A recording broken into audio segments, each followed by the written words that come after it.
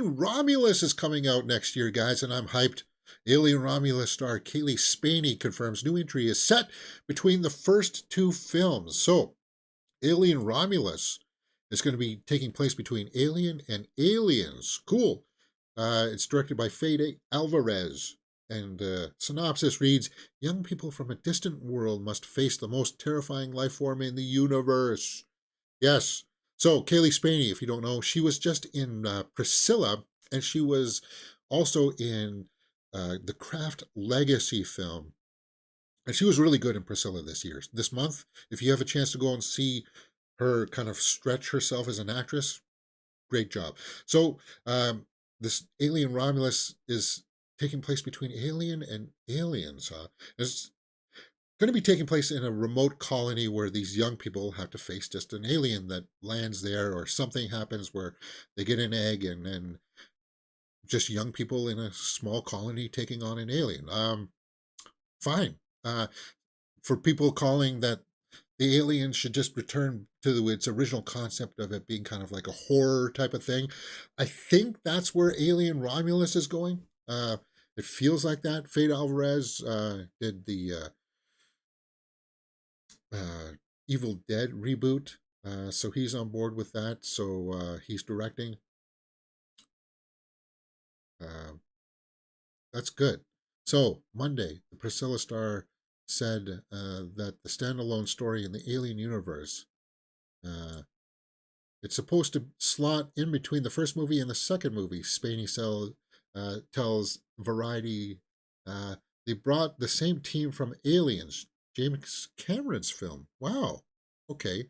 The same people who built those xenomorphs. Well, actually, Stan Winston built the xenomorphs for James Cameron, and he's no longer with us. So maybe Stan Winston's company, the same people who built those xenomorphs actually came on and built ours. Well, good. Stan Winston was a master. He did the Predator. He did the Aliens. He was a master. Wow. Cool. That's awesome.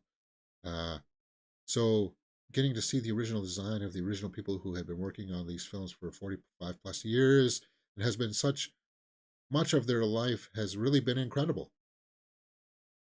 Cool. So continuity wise, if it's a separate film though, does it really matter that it takes place between Alien and Aliens? Like it's not going to refer back to LV 247 or whatever, right? Or like the derelict ship on that planet. It's not going to refer back to that, is it? I'm hoping that it was going to have loose ties to whatever David was doing in the Prometheus Covenant series. I thought it was going to have I was hoping for a loose end tie into that. Like they need to bridge that gap somehow, and they haven't done that. And I hope Ridley Scott comes around to finish off that series with Fassbender. But anyway, it's not going to be connected to that. It's going to be between Alien and Aliens. Okay, next year, guys, is when Alien Romulus comes out. 2024. It was November, right? My heart went out to her. Yeah. So she just goes on to talk about that. August 16th, 2024 is when Alien Romulus is set to hit theaters from Fede Alvarez. Don't Breathe. Oh, yeah, he did Don't Breathe. And The Girl in the Spider's Web. Good stuff. Fede Alvarez. Yes. From Dusk Till Dawn series. Calls TV series, huh? Wow. Alien Romulus, guys. What do you think about that? Are you excited for that? I am, because of Caliee Spaeny. I think she's a great actress, and I'm looking forward to seeing what this movie is all about. I don't expect it to be like mind-blowing or anything like that, but I just hope it's a nice little installment in the Alien franchise that takes us back to, maybe the roots of it. Yeah, that'd be kind of cool. One more Aliens headline here. There's an Aliens TV series in the works for FX, and Timothy Oliphant is going to be starring in Noah Hawley's Alien TV series. Now, this is going to be for FX. I thought it was going to be for Disney Plus. All right. So I don't know when this is supposed to come out. Are you excited for an Alien TV series? Noah Hawley has teased the series will open up the typically confined stakes of the franchise. The Alien stories are always trapped in a prison, trapped in a spaceship. I thought it would be interesting to open it up uh, a little bit so that the stakes of whatever happens, you can't contain it, are more immediate. So what, in like a big city or something like that? Well, we saw a little bit about that in Alien versus Predator Requiem. I don't know. In the movies, we have this Weyland-Yutani Corporation, which has clearly also developed artificial intelligence.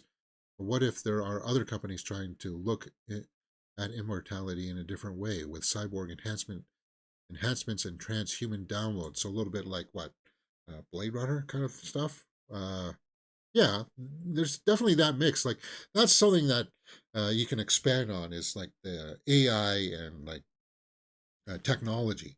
We've always just dealt with people trying to study the aliens or the planets that they came from and trying to use it as a bioweapon. There's definitely more that could be explored there, and that's what Ridley Scott was trying to do with the David storyline. Except most people just wanted to see alien prequel stuff when he announced it. He didn't announce that, oh, I just wanted to make stuff about AI. If he did, then maybe people would have read the situation a little bit more differently. Pauly said, which of those technologies is going to win? It's ultimately a classic science fiction question. Does humanity deserve to survive? As Sigourney Weaver said in that second movie, I don't know which species is worse. At least they don't F each other over for a percentage. Yeah. Um, it is an interesting mix there of like the technology that humans have developed versus the bioweapon technology that the engineers had developed. I like that kind of contrast of them butting heads. I like that. And I wish that would have been explored a little bit more in that David trilogy. But I don't know if we'll ever get that. Maybe it'll be explored a little bit more in the Alien TV series. We'll have to wait and see. James Cameron, talking about big directors. Yeah, he's definitely up there with one of my favorite directors right now. He's in my top 5 for sure. Who else is? Well, Guillermo del Toro, Denis Villeneuve. That's 4 right there. Used to be David Fincher, but David Fincher's kind of dropped the ball.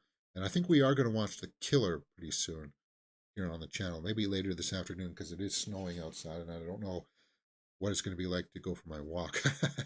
But anyway, James Cameron. James Cameron says Avatar 3 is in a very hectic 2 years of post-production right now.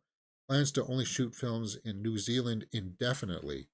So I thought that Avatar 3 was, yeah, it is all done. It's just in post-production now.